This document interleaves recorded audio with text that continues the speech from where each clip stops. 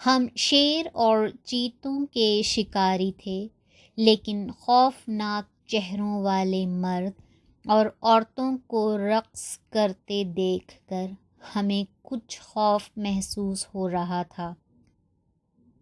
یہ لوگ بھڑکی ہوئی آگ کے گرد رقصاں تھے۔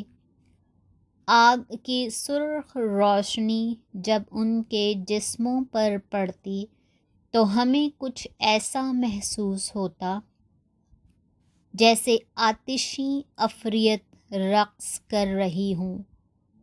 اسی پر موقوف نہیں، کچھ رقاص مستی میں آ کر شعلوں پر بے ساختہ قدم رکھ دیتے۔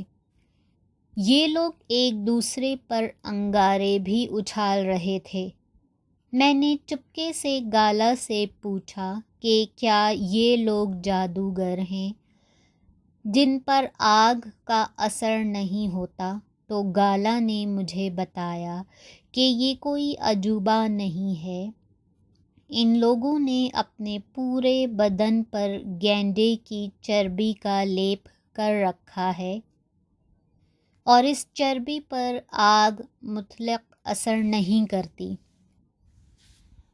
وہ رات جوں توں کر کے کٹی اور اگلے ہی روز تیسرے پہر ہم شکار کے لیے روانہ ہو گئے۔ شکار کے لیے ہماری منزل کچھ زیادہ دور نہ تھی۔ گالا نے ہمیں بتایا کہ گاؤں کے کوئی 2-3 میل دور جنگل کا انتہائی گھنا حصہ ہے جہاں شیر، چیتے اور دیگر خونخوار درندے دندناتے پھرتے ہیں۔ ان میں ایک شیر تو اتنا جیالا تھا کہ دن دہاڑے گاؤں میں گھس کر ایک گائے کو لے اڑا تھا۔ اس نے یہ بھی بتایا کہ اس جنگل کا سب سے زیادہ خطرناک درندہ ایک بلی کی قسم کا جانور ہے جس سے شیر اور چیتے بھی خوف کھاتے ہیں۔ بلی کے نام پر جب مجھے ہنسی آئی تو تولا نے نہایت سنجیدگی کے ساتھ بتایا کہ یہ بلی قد و قامت اور جسامت میں چھوٹے سائز کے کتے کے برابر ہوتی ہے، جس کے دانت اور پنجے نہایت تیز اور نوکیلے ہوتے ہیں۔ لمحہ بھر میں یہ بلی اپنے شکار کو چیر پھاڑ کر رکھ دیتی ہے۔ اکثر درندے تو انسانوں کا ہجوم دیکھ کر راہ فرار اختیار کر لیتے ہیں، مگر جنگلی بلی اس وقت بھی کسی کو خاطر میں نہیں لاتی اور حملہ آور ہو جاتی ہے۔ تاہم اس درندے کی تعداد دوسرے جانوروں کے مقابلے میں بہت کم ہے، لیکن اس سے چوکنا اور باخبر رہنے کی اشد ضرورت ہے۔ یہاں یہ امر واضح رہے کہ افریقہ اور ہندوستان کے جنگلات میں شیر یا چیتے کے شکار میں بڑا نمایاں فرق تھا۔ اب بھی یہ فرق ہے۔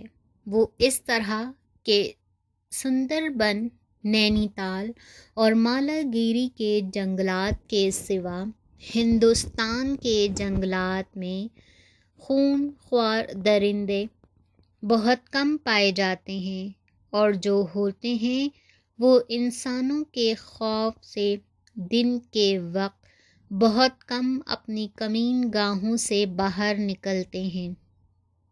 ان کی واردات عام طور سے رات کے وقت ہوا کرتی ہیں۔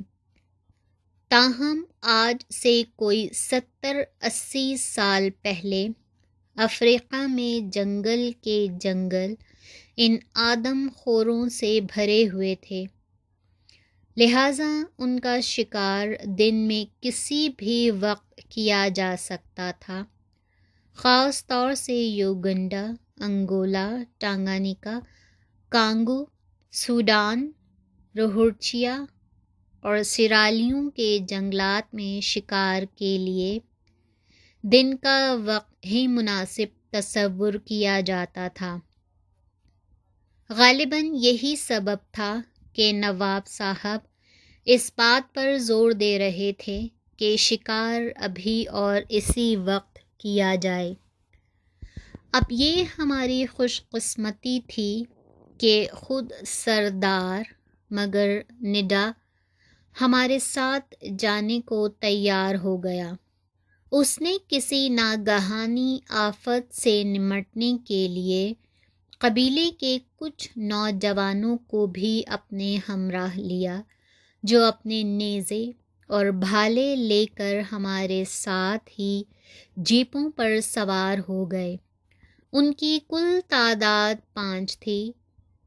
دوران سفر سب سے آگے والی جیپ میں سردار مگرنڈا، مہر الہی خان، گالا اور کرنل محمد علی خان بیٹھے تھے۔ یہ جیپ جسے میں چلا رہا تھا چاروں طرف سے بند تھی۔ اب صورتحال یہ تھی کہ ہمارے پاس جیپیں تو کل 4 تھیں، جبکہ قبیلے کے لوگوں سمیت ہم سب اچھی خاصی تعداد میں تھے۔ بہرحال ہم کسی طرح گھس گھسا کر جیپوں میں سوار ہو ہی گئے اور ہمارے سفر کا آغاز ہوا۔ مقام مقررہ سے کچھ فاصلے پر، جہاں سے جنگل کے گھنے حصے کا آغاز ہونے والا تھا، سردار مگرنڈا نے گاڑیاں روک دینے کے لیے کہا۔ اس کا کہنا تھا کہ گاڑیوں کے شور سے جنگلی درندے بدک کر بھاگ جائیں گے، لہٰذا باقی ماندہ سفر اب پیدل طے کیا جائے۔ اس جگہ ایک اونچا ٹیلہ تھا۔ نواب صاحب نے مجھ سے اور کرنل محمد علی خان سے کہا کہ ذرا اس ٹیلے پر چڑھ کر جنگل کے اندرونی حصے کا جائزہ تو لو۔ ہم دونوں دوربینیں لے کر ٹیلے پر چڑھ گئے۔ یقین کریں، جنگل پر طائرانہ نظر ڈالتے ہی میرا دل خوشی سے سرشار ہو گیا۔ کہاں ہندوستان کے جنگلات میں شیر کی تلاش میں کئی دن مارے پھرتے رہو، اور کہاں ٹانگانیکا کا یہ جنگل جہاں پہلی ہی نظر میں کوئی نصف کلومیٹر کی دوری پر شیر کا ایک جوڑا نظر آیا، جو ایک جوہڑ کے کنارے بیٹھا ہوا تھا اور سامنے ان کے 2 عدد ننھے بچے کھیل رہے تھے۔ کچھ زیادہ فاصلے پر 12 سنگوں اور ہرنوں کی ایک ڈار دکھائی دی، جن کے درمیان 2-3 زرافے بھی دوڑ رہے تھے۔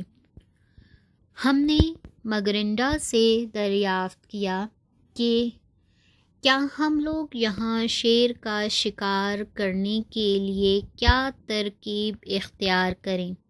یہ سوال اس لیے کیا گیا تھا کہ ہندوستان کے جنگلات میں تو مچان باندھ کر یا جھاڑیوں اور درختوں کے درمیان کوئی محفوظ مقام منتخب کر کے شیروں کا شکار کرنے کے لیے مچان بنا دیا جاتا ہے۔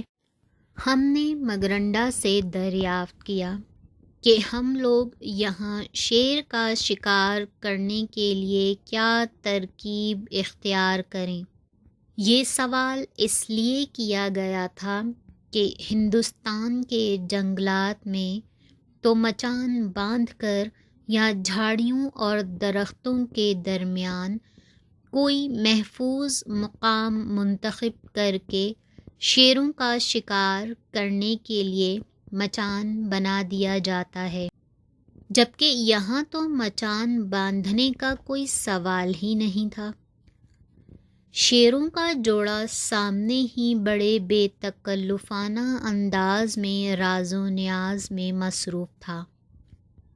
مگرنڈا نے کہا کہ خاموشی کے ساتھ دبے پاؤں ٹیلوں کے اوپر چلتے رہو، جن کا سلسلہ نصف دائرے کی شکل میں پھیلا ہوا تھا۔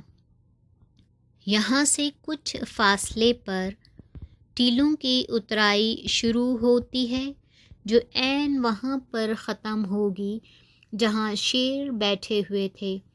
وہاں پہنچ کر شیروں کو گھیر لیا جائے گا۔ مگرنڈا کا قیاس یہ بھی تھا کہ شیروں کا بھٹ بھی یہاں کہیں قریب ہی واقع ہے۔ مگرنڈا اتنے اطمینان کے ساتھ یہ سب بتا رہا تھا کہ جیسے یہ مہم شیر کے شکار کے بجائے خرگوش یا ہرن پکڑنے کی ہو۔